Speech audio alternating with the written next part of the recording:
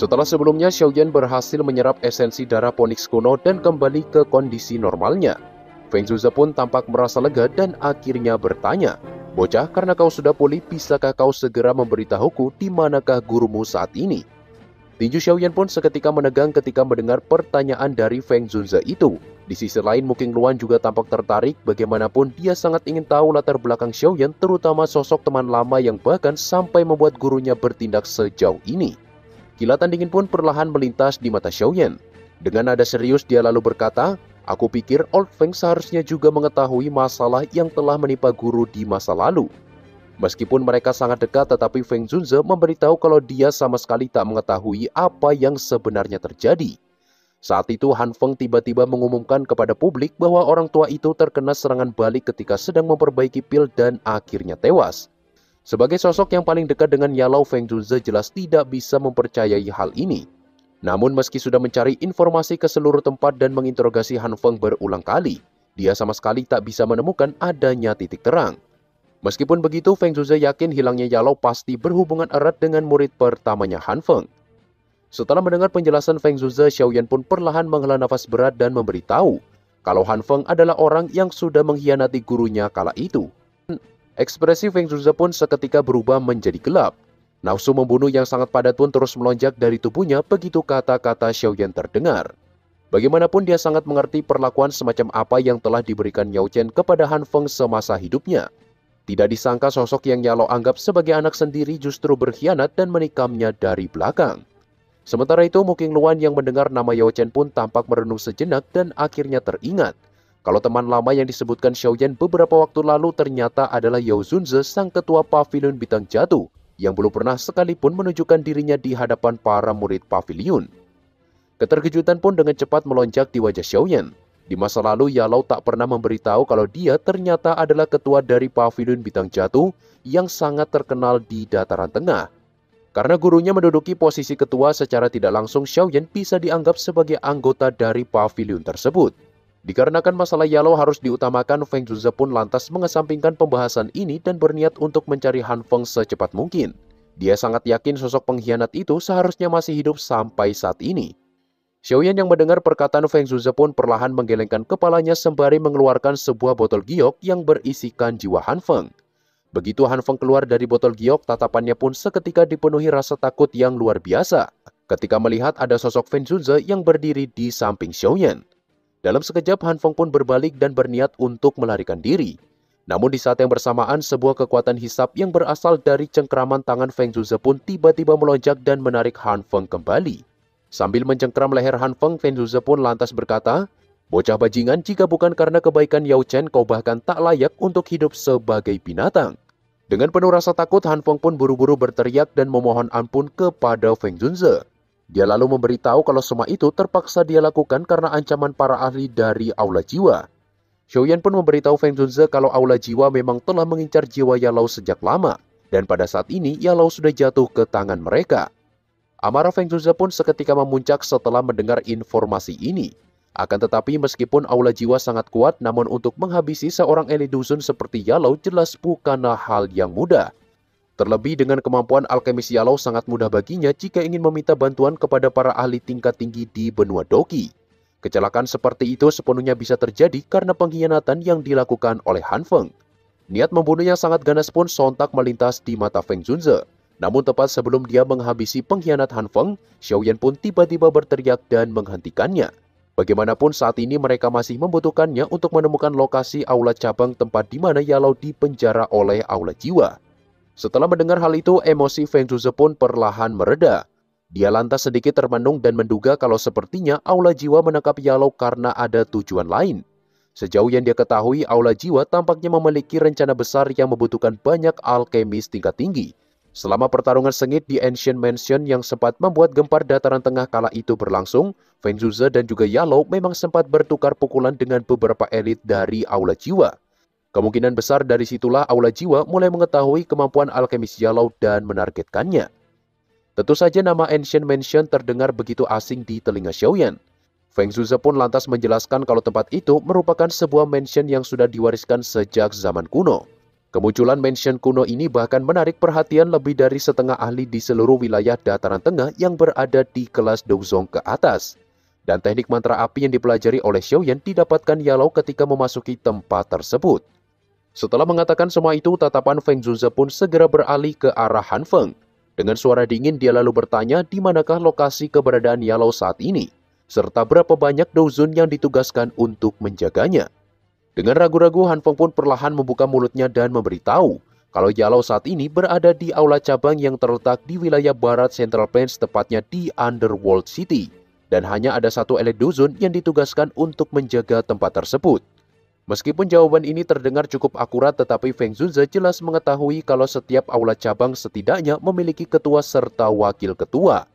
Terlepas dari seberapa rendah levelnya, mereka berdua tentu tidak berada di bawah kelas Douzun. Terlebih tempat itu digunakan untuk mengurung Yalou, jadi sangat mustahil jika hanya ada satu tetua terhormat di sana. Ekspresi Xiaoyan pun seketika berubah menjadi serius. Tidak disangka dia hampir saja tertipu dengan informasi yang diberikan oleh Han Feng sebelumnya. Jika Xiaoyan tidak menemui Feng Zunze terlebih dahulu, kemungkinan dia akan masuk ke dalam perangkap tersebut. Sesaat kemudian, Feng Zunze lalu menyerahkan jiwa Han Feng kepada Xiaoyan. Setelah menyegelnya kembali di dalam botol giok, Xiaoyan kemudian bertanya apa yang harus mereka lakukan selanjutnya. Masalah ini jelas bukanlah sesuatu yang bisa diselesaikan dengan mudah. Oleh sebab itu, Feng Zunze berencana mengirim beberapa ahli ke Underworld City untuk mencari informasi terlebih dahulu. Jika semua persiapan serta kekuatan sudah cukup, barulah mereka bisa memulai misi penyelamatan Yalou. Dengan sedikit keraguan, Xiaoyan pun akhirnya setuju dengan rencana Feng Zunze itu. Dikarenakan kompetisi pil gathering hanya tersisa 1 tahun lagi, Xiaoyan pun berniat untuk pergi ke daerah tengah wilayah Central Plains untuk mencari dokter peri kecil dan yang lainnya. Feng Zunze yang mendengar rencana Xiaoyan pun perlahan tersenyum dan memberitahu kalau di masa lalu Yalou juga mengikuti kompetisi tersebut dan berhasil menduduki posisi pertama. Sebagai muridnya, Feng Zunze yakin Xiaoyan tentu memiliki kemampuan alkemis yang cukup tinggi. Di situ Feng Zunze juga memberikan sebuah token giok kepada Xiaoyan. Jika di masa depan Xiaoyan terlibat masalah serius, dia bisa langsung menghancurkannya. Dengan begitu, Feng Zunze akan langsung menemukan lokasi keberadaan Xiaoyan dan membantunya. Karena masih banyak yang harus dilakukan, Feng Zunze dan juga Mo Qingluan pun perlahan beranjak dan bersiap untuk kembali ke pavilion bintang jatuh. Xiaoyan pun buru-buru menangkupkan kedua tangannya dan mengucapkan terima kasih sembari mengantar kepergian mereka berdua. Setelah kelompok Feng Zunze menghilang dari area tersebut, Xiaoyan dan juga Lin Yan pun bergegas turun dari puncak gunung. Pada saat ini, Xiaoyan tidak lagi merasa cemas dan membutuhkan bantuan dari seorang elit Douzun seperti di masa lalu. Meskipun racun Douqi masih tersimpan di dalam tubuhnya, tetapi dengan kekuatan Douzong yang dia miliki saat ini, Xiaoyan sudah bisa menyempurnakan racun tersebut secara perlahan. Sesaat kemudian, Xiaoyan lantas bertanya kepada Lin Yan apakah dia mengetahui lokasi menara pil berada. Lin Yan pun perlahan tersenyum dan memberitahu bahwa menara pil terletak di dalam kota pil yang merupakan pusat berkumpulnya para alkemis dari seluruh penjuru benua Douqi. Untuk bisa mencapai tempat itu, mereka setidaknya memerlukan waktu 1 bulan dengan bantuan portal teleportasi. Setelah membicarakan semua itu, mereka pun bergegas pergi untuk mencari kota terdekat yang memiliki portal teleportasi. Bagaimanapun, Xiaoyan harus menemukan dokter peri kecil dan yang lainnya terlebih dahulu sebelum pergi mengikuti kompetisi pil gathering. Di tengah perjalanan, Lin Yan juga memberitahu Xiaoyan kalau kediaman Liu Qing berada di wilayah tersebut. Sejauh yang dia ketahui, Liu Qing saat ini telah diangkat menjadi ketua di dalam klannya. Xiaoyan pun merasa senang ketika mendengar berita ini dan berniat untuk mengunjungi teman lamanya itu. Sementara itu, di sebuah puncak gunung misterius yang dipenuhi energi melimpah, terlihat di sana terdapat seorang gadis muda yang sedang berkultivasi. Sosok anggun dan menawan ini tidak lain adalah Gu Shun'er, sang pujaan hati Xiaoyan. Beberapa saat kemudian, sosok Ling Ying pun perlahan muncul dari balik bayang-bayang dan melapor kepada Shun'er.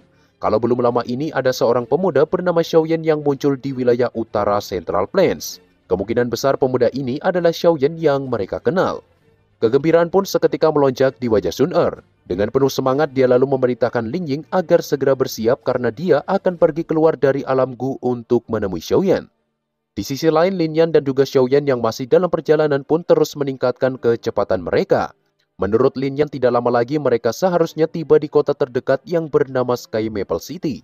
Dengan adanya bantuan portal teleportasi di kota tersebut, perjalanan menuju kota pil akan menjadi jauh lebih singkat. Tentu saja sebelum memasuki kota, Xiaoyan harus menyembunyikan identitasnya sebaik mungkin. Mengingat setelah semua masalah yang terjadi di markas Pavilion Fenglai, nama Xiaoyan kini telah menjadi pembicaraan hangat. Terlebih Lin Yan yakin Feng Qing'er kemungkinan masih menargetkan Xiaoyan secara diam-diam. Singkat cerita, mereka pun akhirnya sampai di Sky Maple City.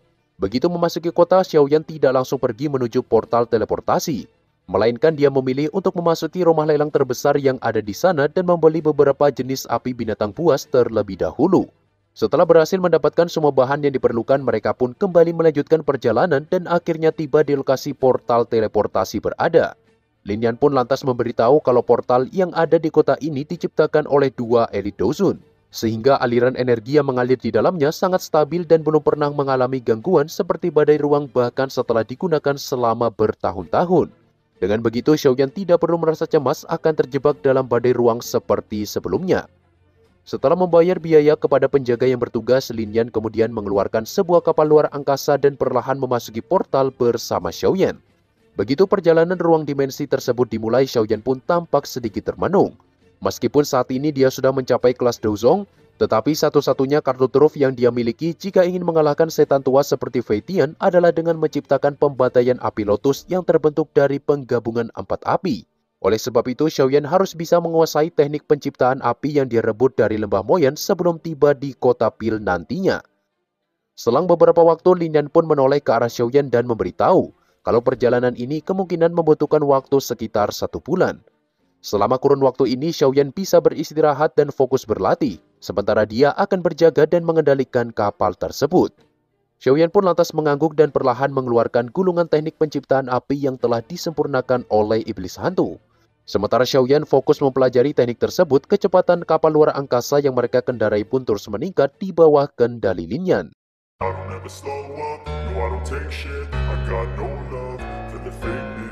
Oke, kurang lebih seperti itulah spoiler pembahasan PTTH Season 5 episode 105 part 1-nya. Dan untuk spoiler pembahasan selanjutnya akan Mimin upload secepatnya guys ya. Thanks buat kalian yang sudah menonton video ini dari awal sampai akhir, and see you next time.